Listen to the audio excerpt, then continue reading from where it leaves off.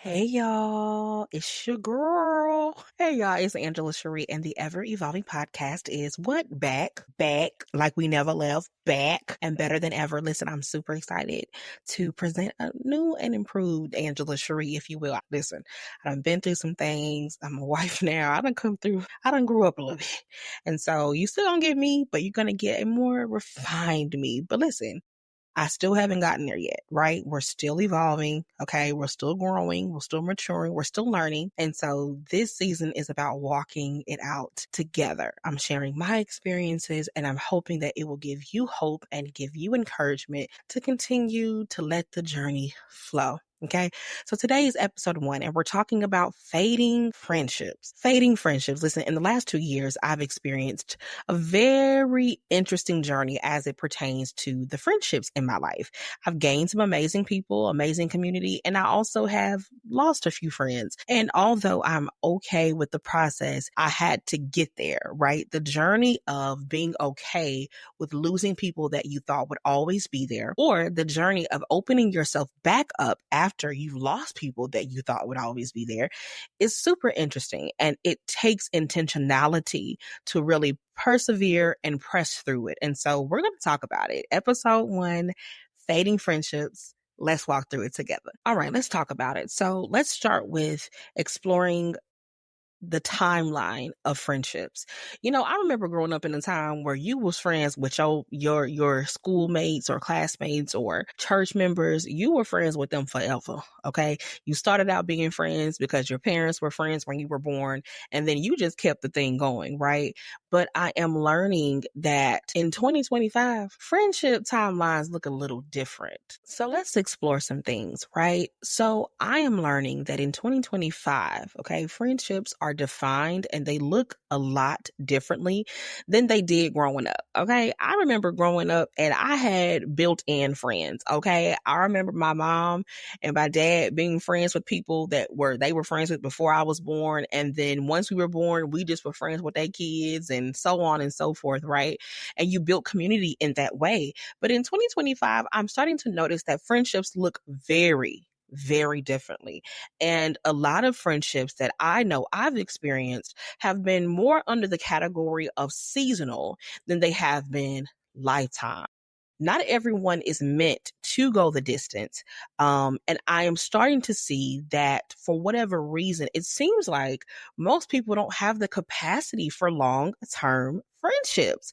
And so I want to just start there to kind of redefine and accept, right, that in this day and age, not to say that you won't have amazing friendships and community. I don't want to in any way feel like I'm anti-friends, because I'm not. I have some amazing people in my life, but I want us to be honest with the fact that for whatever reason, maybe it's because we're a more digital age and social media is king. And, we went through a freaking pandemic, right? Where we lost touch with personal human interaction. But whatever the reason is, most people that even say they want community, they don't know how to be community. They don't know how to be friends. So I think we have to go into friendships first and foremost, bracing ourselves for the fact that not everyone is meant to go the distance. And most of our friendships in this day and age, they're probably not going to be lifelong. And that's okay. Ecclesiastes 3:1 says, to everything there is a season. Okay. And so I think that we have to embrace and celebrate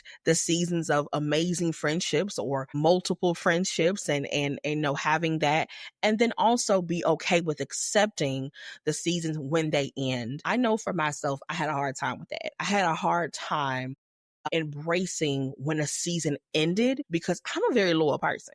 Okay. I don't know if it's just me, but I'm a very loyal person. And it's hard for me to just walk away because it took so much to open up in the first place. Like if I open up and I let you in my life, to close that door is extremely difficult. So in the last 2 years, I've had to be okay with accepting that this friendship is done. This is over with.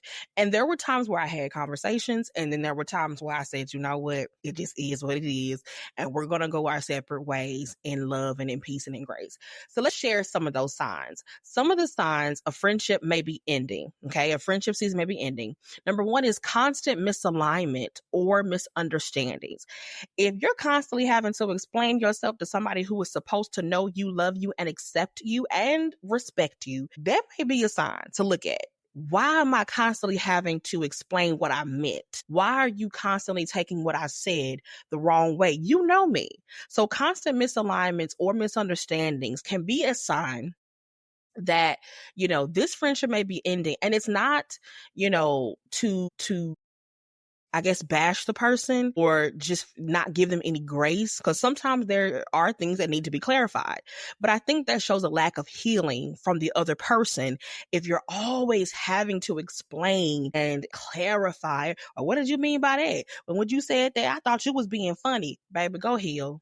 Go heal. So constant misalignments or misunderstandings is one sign that we should look for when we're ending friendships or when friendships begin to fade. A one-sided effort is another. One-sided effort. I know for me, this was a big one. Okay. Because I was a friend who initiated conversations, initiated outings, got all the friends together. And then when life started to life for me or change for me, and I could not do or be that anymore, I noticed that, wait a minute, I'm not seeing people anymore. I'm not hearing from them anymore. The friend group isn't getting together anymore because, you were the only one that was putting forth that type of effort. Or even if you're the one that's always calling and checking on and praying for, and you're able to always be there for them, but when it comes to you needing them, it's always an issue. That is one-sided, baby. That's one-sided. And it's okay to be honest with yourself about that. And that does not mean, again, none of these things mean the person is just a bad person or a bad individual. But again, most people don't know how to be friends. I'm telling y'all what I know. Most people don't know how to be there for others. They only know how to take. They haven't explored their healing. They ain't evolving like us, okay? So constant misalignment or misunderstanding, one-sided effort, and then feeling drained instead of nourished or fed. This is a big one. We talk about energy, but this is a big one. If when you leave their presence or when they leave your presence from an outing or even ending a conversation over the phone or even text message, if you find yourself woe out, okay, every time you deal with this person, that is something to be explored, okay? I will tell you that having connections and friendships with people that aren't meant to be there, it will drain you, okay? It will literally feel like it's draining the life out of you. And we have to be mindful and aware of our energy budget, okay? We are allotted a certain amount of energy to give to ourselves and others and the things that we are called to. And some things just don't deserve a certain level of energy. So if you're finding yourself drained and wore out after every conversation, text message, outing, or whatnot, baby, that may be a sign. Okay, that may be a sign that this friendship may be fading or ending. And so I just wanted to share those things because, again, when it comes to accepting that a friendship may be ending, it is going to require observation. It is going to require evaluation. I do not recommend making a permanent decision about a friendship, especially if it's a friendship that has been one of longevity. I do not recommend just ending it based off of one occurrence or, one situation. I do believe in looking at patterns, and observing, okay, this is something that's continuously happening. So now I need to make a decision about it. One of the main questions as you're reflecting and you're evaluating that you should ask yourself is this friendship still bearing fruit? Is this friendship still bearing fruit? What am I getting from it? What am I adding to it? What are they getting from it? What are they adding? What are they adding to it? Okay. And when you ask yourself that question, again, look over the course of time. Okay. Is this friendship still bearing fruit? Okay. When we started out, we were here. Have we seen progression? Have we seen evolution? Have we seen growth? If we have not seen those things, we need to evaluate if this is a friendship that needs to continue on. Okay. Now, as you're evaluating, okay, eventually you're going to come to an answer. Okay. You're going to get to a point where it's like, okay, a decision has to be made. And one of the biggest things that a lot of people wrestle with as they're making the decision to end a friendship that they've evaluated may not be good for them is seeking closure. That's a big one, right? Should I say something? Should I have the conversation, or should I just let it be? Okay. Should I just cut my losses, block the person, and just move on? And I'm laughing because this closure seeking thing has been a big one for me as well. There were certain friendships that I've lost that I felt the need to have the conversation because of the length of time of the friendship. But there were some offenses that I did not believe warranted a conversation, and so I did not. And that was what felt good to my soul. That is what I felt after I prayed about it and after I did my reflection and evaluation. It's no love lost. There's no beef. There's no issue. But there are some things that are done, some things that are said that, we ain't even got to talk about it. Okay. We ain't got to talk about it. Love you, mean it, but I ain't gonna be able to do it. And so I really struggle with this piece. So it's kind of funny to me now because I wrestled with it for months and even a year for some as to whether or not I would see closure through conversation. I think first of all, we have to start with defining what closure really is. Okay. Sometimes it's internal and it doesn't require a conversation. And for me, again, I had to evaluate, the situation. What happened to get me to this point? Who the person was? Would it be draining or taxing to have a closure conversation? And if I felt like it was, I processed my own closure without a conversation. I just had to do what was best for me. That's the beauty of this, right? The beauty of evaluating these friendships and accepting the closure and all of these things and evaluating, you're doing this for yourself. Let me remind you, let me just give you that tidbit. You're doing what's best for you. Okay. That's the whole purpose of this. Is I had to determine, are these friendships, do I deserve to be in them? Do they deserve to be my friend?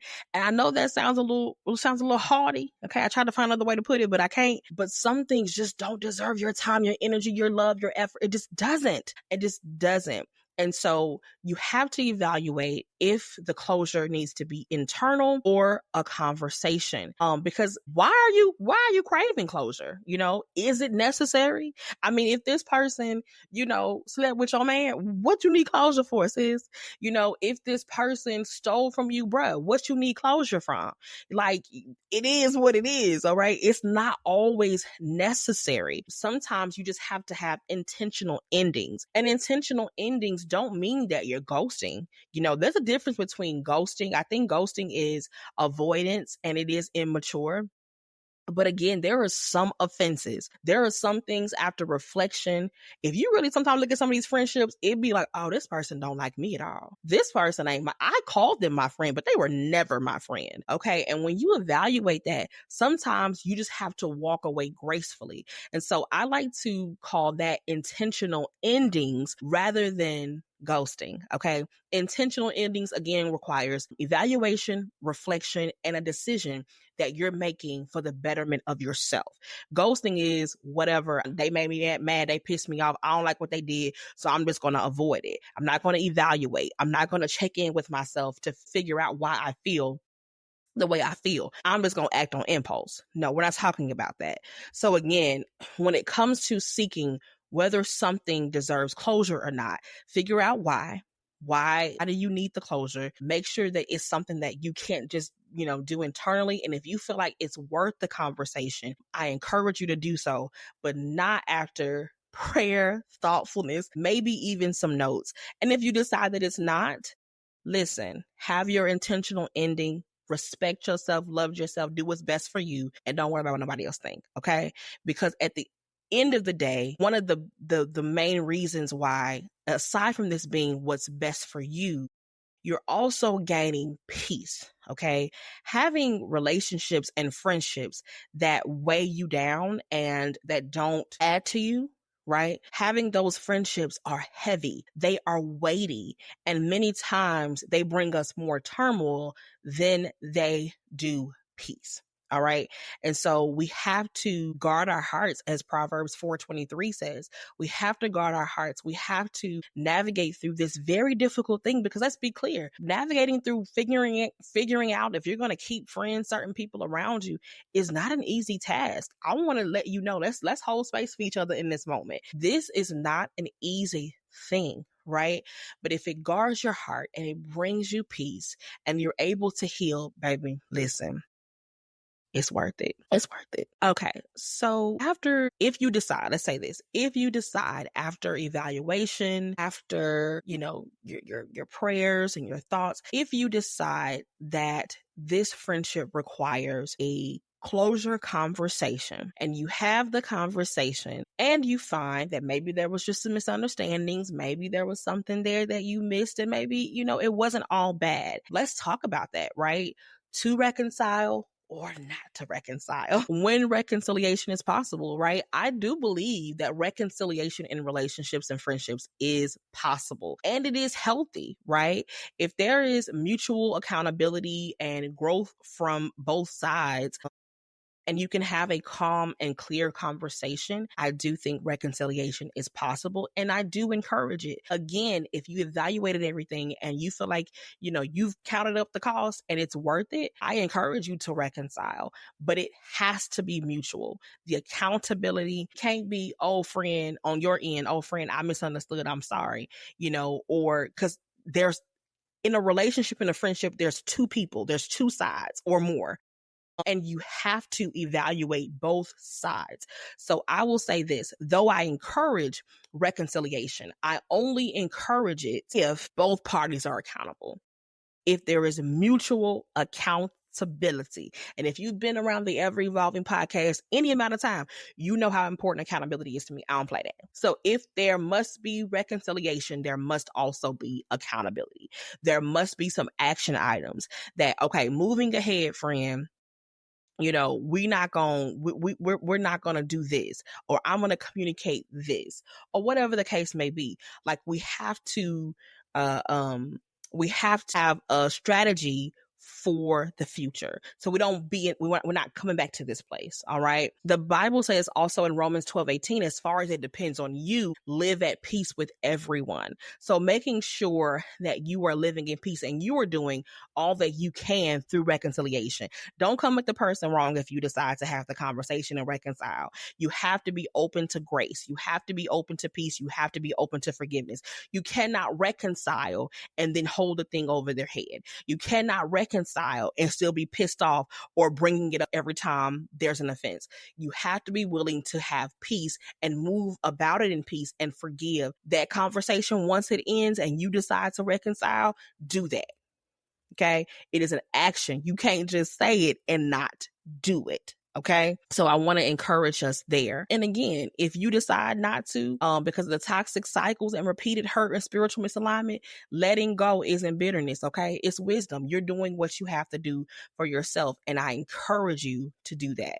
Through all of this, I want to encourage us all to trust in God with every relationship. All right. Every relationship that we get in, especially in this day and age. Okay. Because mine be ate up. In every relationship, I want to encourage you to be mindful, to be discerning, to proceed with caution. I'm not going to ever tell anybody to close their hearts, even if you've been hurt. I'm not going to tell you to close your heart, but I am going to tell you to guard your heart, as we talked about earlier. And I'm going to encourage you to proceed with caution, discernment, prayer, and evaluation. We should be evaluating from day one. Before you let somebody in your house, before you let somebody in your life, before you tell them all your business, before you make them aware of certain things, you ought to be evaluating and making sure that these people are worthy before you jump into even calling them a friend. Okay. So let's make sure that we keep God and our wisdom intact as it pertains to starting new friendships. Okay. Reflect on your friendships that you're currently wrestling with. Okay. Please.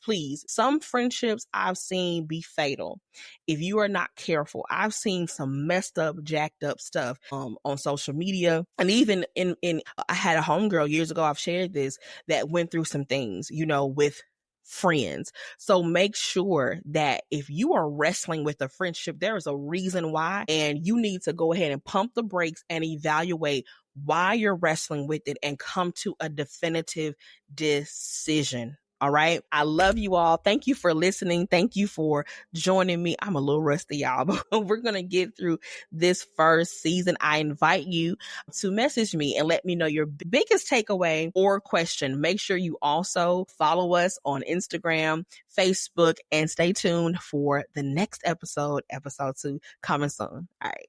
Peace.